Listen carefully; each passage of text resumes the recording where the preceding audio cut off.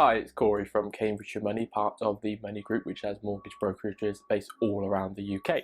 Today's video is all about affordability. So one of the biggest questions that we'll ever get from customers is how much can I borrow?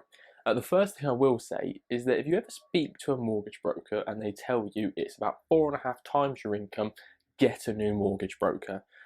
It is just lazy. It is not as simple as that. Going back a few years, you used to be able to get a mortgage, you'd go to the bank, and it was about, regardless of everything, you could borrow 4.5 times your income, sometimes a little more, sometimes a little less. The marketplace has changed, so income multiples are still involved in some way, but it doesn't necessarily dictate how much you can borrow. They are now more used as a maximum. So a lender may say the most you can borrow from us is 4.5 times your income, but we have to take into account commitments, children. So it's not a case of taking your income, what you get, and timesing that by 4.5. So what I'm going to do on this video is I'm going to just show you a couple of lenders' calculators and what we do as mortgage brokers to actually work out how much you can borrow to give you a bit of an idea. Because there's other things also to take into account. So when you're sat at home and if you were to sit there and you'd spoke to a broker and a broker had said 4.5 times your income, you might have taken your basic salary, any overtime you've been doing over the last couple of months, and adding that all together. But not all lenders will actually take that overtime or all of that overtime. You may receive some benefits, and again, not all lenders will take those benefits. So it's not as easy as just piling all of your income into one amount, timesing that by 4.5, and that will tell you how much you can borrow. So hopefully this will clear it up a little bit for you, just to kind of show you how much you potentially could borrow, and make it a bit clearer as to why, if you speak to me, I take a lot more details than maybe somebody else would.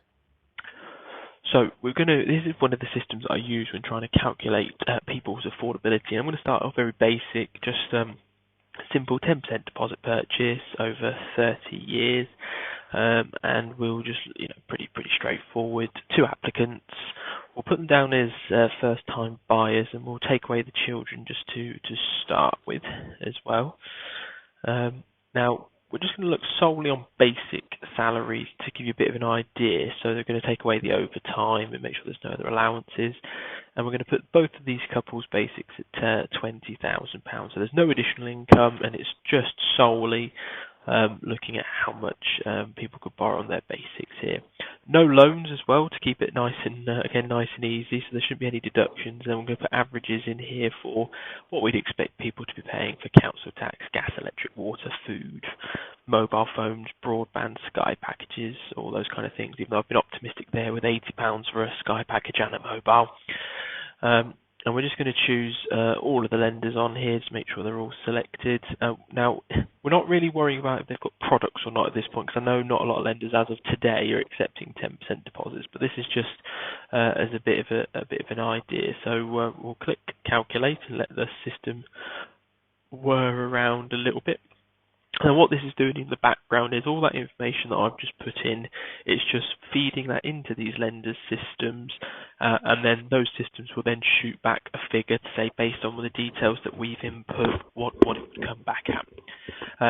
Now, not all the time are these 100% accurate, so we would always follow it up by directly checking the lender's calculator themselves, but it's definitely a good starting point and a good indicator as to kind of what the affordability is, and most of the lenders now are starting to feed back into the system. We just might have to wait a few seconds for everyone to filter in.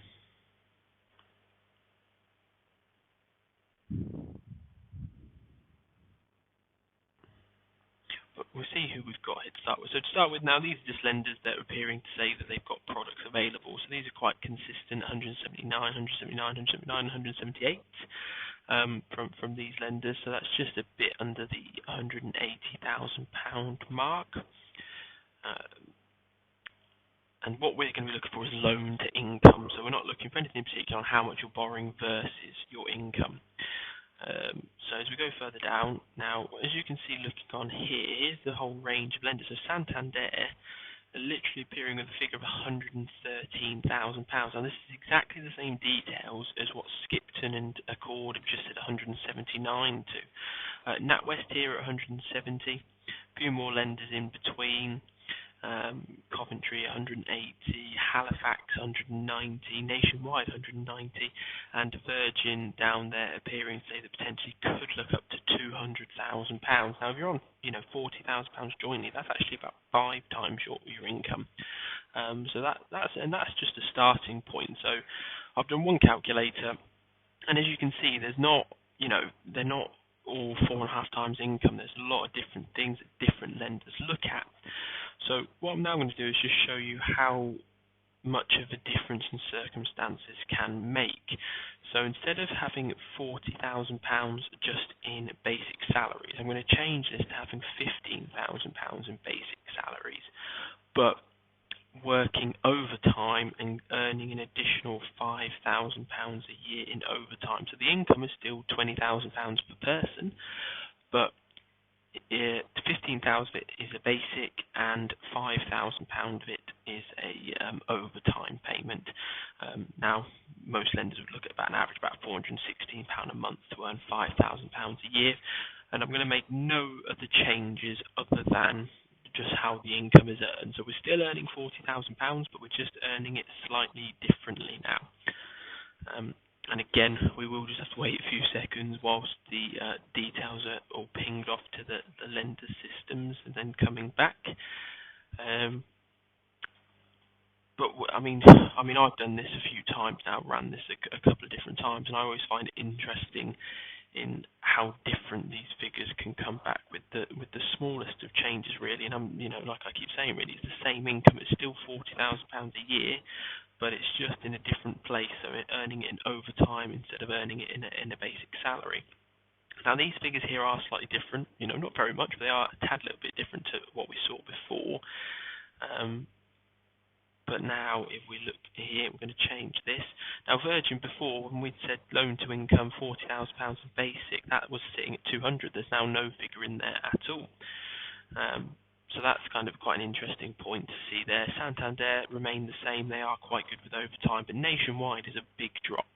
Nationwide were previously £190,000, and now they've dropped it below 135, and the figures are still £40,000.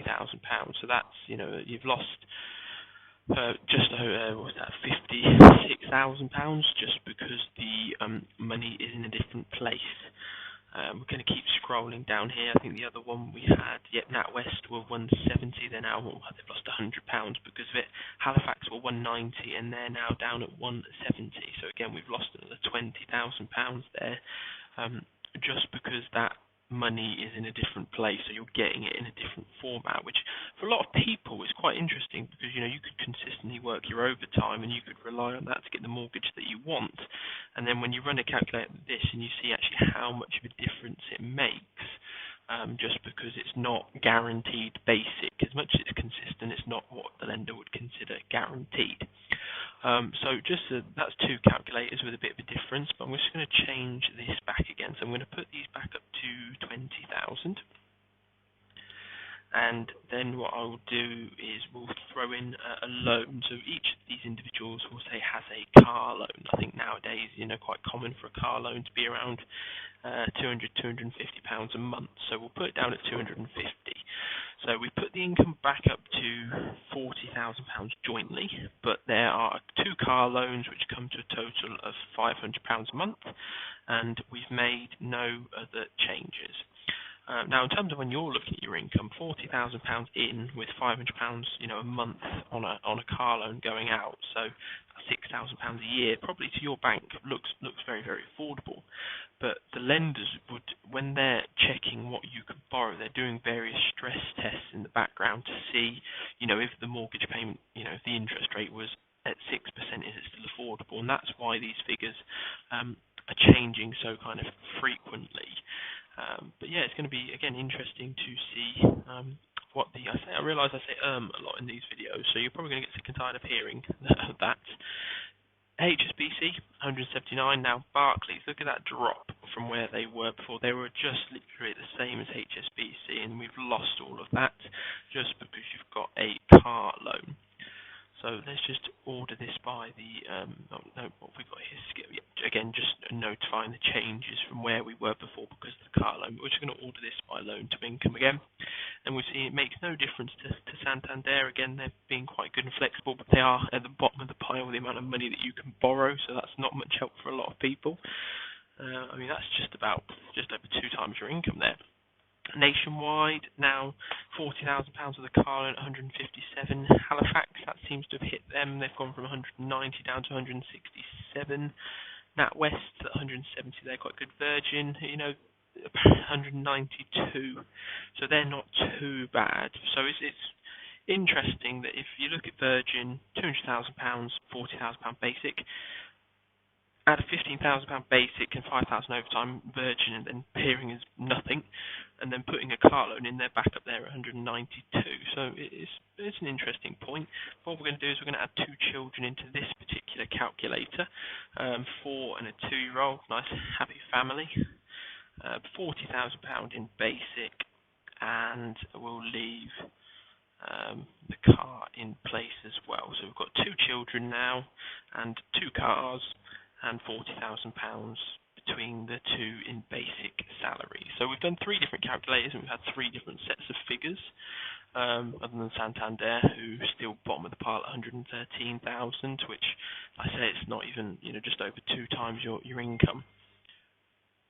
And now we'll just have to wait a few more seconds again.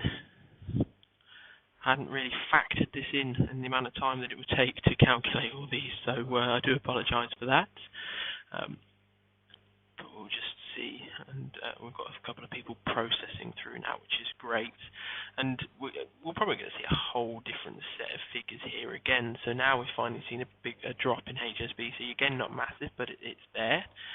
Barclays now down here at 116. So if you've got 2 kids and a car each, and you only own £40,000, it's again the amount you can borrow is drastically dropped there. Skipton and Accord again slightly lower from where we were at before. And this is a real life situation, I mean loads of people where they have a car on finance each and they do have a couple of children.